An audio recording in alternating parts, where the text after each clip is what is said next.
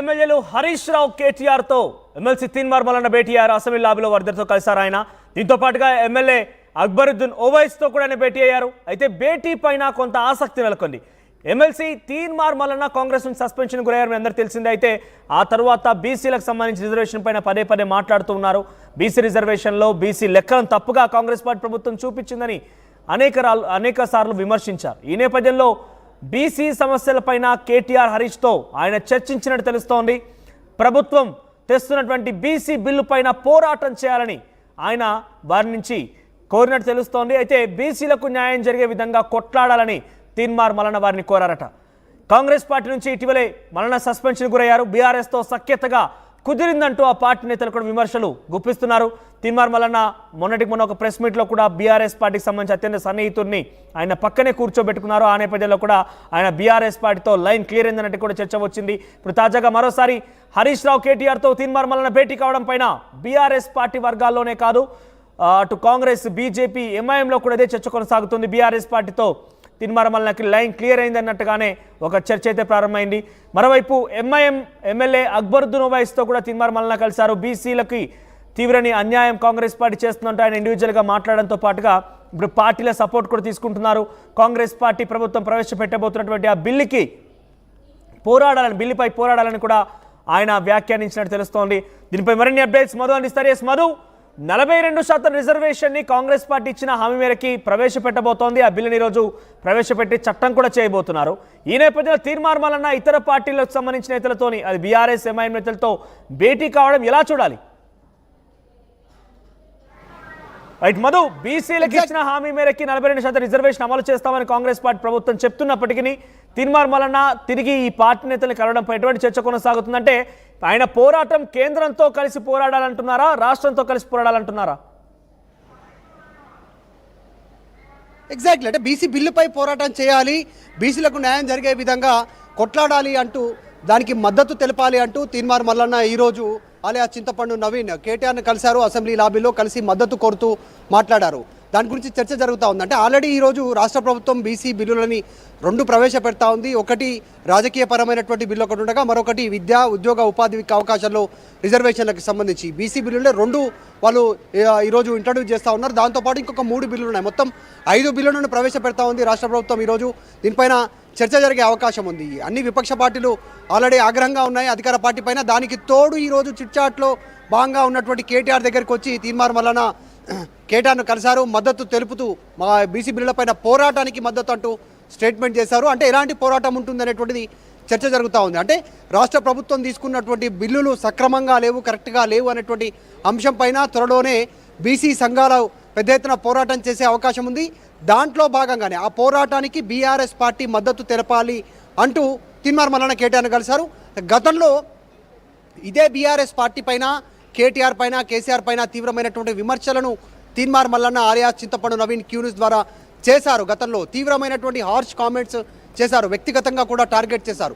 So ఆ నేపథ్యంలో ప్రస్తుతం కేటీఆర్ని తీన్మార్ మల్లన్న కలవడం పైన కాస్త చర్చనీయాంశం అవుతా ఉంది. ఎందుకు కలిశారు, ఏం జరుగుతుంది, ఇద్దరి మధ్యలో ఎంతసేపు చర్చించుకున్నారు అనేటువంటిది చర్చ జరుగుతూ ఉంది.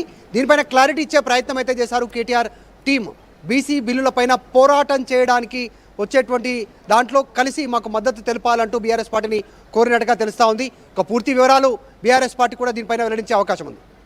రైట్ మధు, అంటే ఒకవైపు కాంగ్రెస్ పార్టీకి సంబంధించి ప్రతిష్టాత్మకంగా తీసుకున్నటువంటి బీసీ రిజర్వేషన్ బిల్లు దాదాపుగా 42% రిజర్వేషన్ అటు విద్యా, ఉద్యోగ, రాజకీయ అన్ని అంశాల్లో కూడా ప్రవేశపెట్టబోతున్నామని కాంగ్రెస్ పార్టీ చెప్తోంది. చాలా ప్రతిష్టాత్మకంగా తీసుకుంది. అంటే కాంగ్రెస్ పార్టీ తరఫున ఎమ్మెల్సీగా పోటీ చేసి కాంగ్రెస్ పార్టీ పైన విమర్శలు గుప్పించి ఆ తర్వాత ఇప్పుడు ఇదే అంశం పైన రాష్ట్ర ప్రభుత్వం ప్రవేశపెడుతుంటే ప్రతిపక్ష పార్టీలతో భేటీ కావడం అనేది కాంగ్రెస్ పార్టీలా తీసుకునే అవకాశం ఉంది. అంటే ఆల్రెడీ సస్పెండెడ్ ఎమ్మెల్సీ ఆయన, ఆల్రెడీ కాంగ్రెస్ పార్టీ నుంచి ఎమ్మెల్సీగా గెలిచిన కాంగ్రెస్ పార్టీ తీసుకున్నటువంటి ఏదైతే బీసీ కులగణనకు సంబంధించిన రిపోర్ట్ ఏదైతే ఉందో ఆ రిపోర్ట్ని తగలబెట్టారు లైవ్లో. తర్వాత రెడ్డి సామాజిక వర్గం పైన తీవ్ర పదజాలాన్ని ఉపయోగించారు. సో ఇవన్నీ వెరసి ఏఐసిసి సూచనల మేరకు ఆయన పైన సస్పెన్షన్ వేటు వేస్తున్నట్టు కాంగ్రెస్ పార్టీ క్రమశిక్షణ సంఘం చైర్మన్ చిన్నారెడ్డి వేటు వేశారు.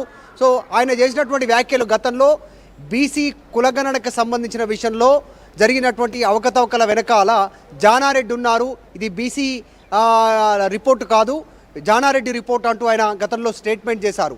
ఎందుకు అంటే ఓసీల సంఖ్యను అమాంతం డబల్ చేసినటువంటి ఈ మొన్న జరిగినటువంటి సామాజిక కులగణన సర్వే ఏదైతుందో దాంట్లో బీసీల సంఖ్యను మాత్రం తగ్గించారు అని చెప్పే ప్రయత్నం చేశారు. ఒక రకంగా డైరెక్ట్గా గత ప్రభుత్వం తీసుకున్నటువంటి నిర్ణయం సమగ్ర కుటుంబ సర్వే ఎస్కేవై ఏదైతే ఉందో ఎస్కేఎస్, ఆ ఎస్కేఎస్ఏ కరెక్ట్గా ఉంది. సమగ్ర కుటుంబ సర్వే దాంట్లోనే వివరాలు కరెక్ట్గా ఉన్నాయి, బీసీల సంఖ్య కరెక్ట్గా ఉంది, కేసీఆర్ గవర్నమెంటే బీసీల సంఖ్య కరెక్ట్గా చూపింది, అవసరమైతే ఆ బిల్లును బయట పెట్టాలనేటువంటి డిమాండ్ కూడా తీర్మానం మల్లన్న చేశారు. సో అంటే ఇప్పుడు చట్టంలో ఎటువంటి లోపాలు గుర్తించారు? చట్టం చేయబోతున్న నేపథ్యంలో ఇప్పుడు ఉన్నపలంగా ప్రతిపక్షాలతో భేటీ కావడం అంటే ఆ చట్టంలో ఏమైనా లోపాలు గుర్తించారు? 42% ప్రకారంగా అంటే ఇక్కడ అక్కడ జనాభా శాతంగా కొంత తక్కువ బీసీలను చూపించినప్పటికీ వాళ్ళు అమలు చేస్తా 42% అమలు అవుతోంది. కాబట్టి ఈ చట్టంలో ఏమైనా లోపాలు ఉన్నాయా? వివరాలు తెలియాల్సి ఉంది. ఈరోజు రాష్ట్ర ప్రభుత్వం బిల్లును టేబుల్ చేయనుంది కాబట్టి దానిపైన చర్చ జరిగే అవకాశం ఉంది. అన్ని పార్టీలు సమగ్ర దానిపైన చర్చకు పట్టుబడతాయి. దానిపైన సో చర్చ జరిగే అవకాశం ఉంది. దాని తర్వాత తదుపరి వివరాలన్నీ బయటకు వచ్చే అవకాశం ఉంది. బిల్లులో ఏ అంశాలను పొందుపరుస్తా ఉన్నారు? ఇప్పుడు రాజకీయ పరమైనటువంటి రిజర్వేషన్ ఒకటి, తర్వాత ప్రతిపక్షాలతో కలిసే సమయంలో ఎమ్మెల్సీ తీన్మార్ మల్లన్న ఒక వినతిని కూడా ఇచ్చారు. ఆ వినతిలో ఏముంది అంటే కేంద్రం పైన మనందరం కలిసి రేపటి రోజున దీనికి అడ్డంకులు రాకుండా రాష్ట్ర ప్రభుత్వం తీసుకునే బిల్లు పైన పోరాడదామని కేంద్రం పైన పోరాటం కోసమైనా విజ్ఞప్తి చేశారా, లేదంటే కేవలం రాష్ట్ర ప్రభుత్వం 42% ఉన్నటువంటి లోపాలని ఎత్తు చూపే ప్రయత్నం చేయాలని అడిగారా? అంటే ఏ రిక్వెస్ట్ ఉంది? బీజేపీని కలవలేదు ఇక్కడ. ఇంట్రెస్టింగ్, ఆయన ఎంఐఎం బీఆర్ఎస్ మాత్రమే కలిశారు.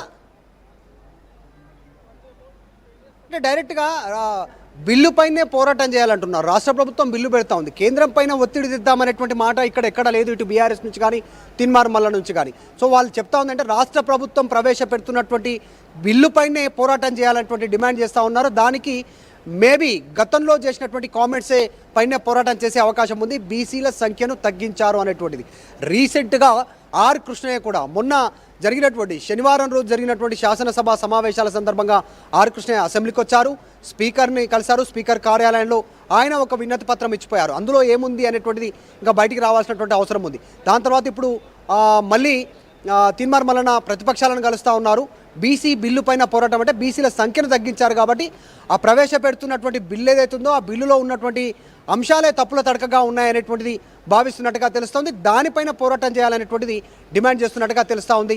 సో నెక్స్ట్ రాష్ట్ర ప్రభుత్వం ఆలోచన వేరే ఉంది. ఇప్పుడు బిల్లులు ప్రవేశపెట్టి ఆమోదింపజేసుకొని దాన్ని కేంద్ర ప్రభుత్వానికి పంపి కేంద్ర ప్రభుత్వం పైన ఒత్తిడి తేవాలనేటువంటిది రాష్ట్ర ప్రభుత్వం ఆలోచన చేస్తూ ఉంది, లీగల్గా చిక్కులు లేకుండా.